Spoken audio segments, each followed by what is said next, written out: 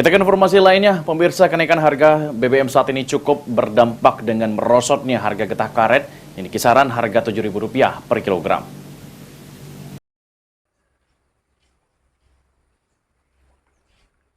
Setelah dilanda pandemi COVID-19 plus kenaikan harga bahan bakar minyak, hampir semua komoditas termasuk getah karet mengalami penurunan.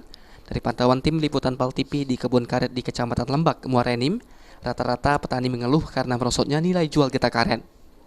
Sukri yang sudah puluhan tahun malang melintang menjadi petani getah karet menyebutkan jika harga getah karet dengan usia 2 mingguan hanya Rp8.000. Padahal sebelumnya pernah menyentuh di harga Rp8.700 sampai Rp9.000 per kilonya. Turunnya harga getah karet tidak berbanding lurus dengan harga sembako yang kini mulai merangkak naik di penghujung tahun.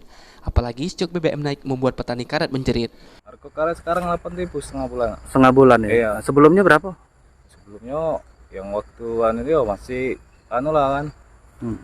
Di 87 kan. 87 ya, berarti turun sekarang ya? Turun sekarang ini. Kita jual kemana untuk di Kecamatan Lembak nih? Di sini ada pengepulnya kan. Ada pengepulnya. Iya. Kalau sekarang ini belum kan. Belum, memang masih berkisar 8.000 ya? Berkisar gitu.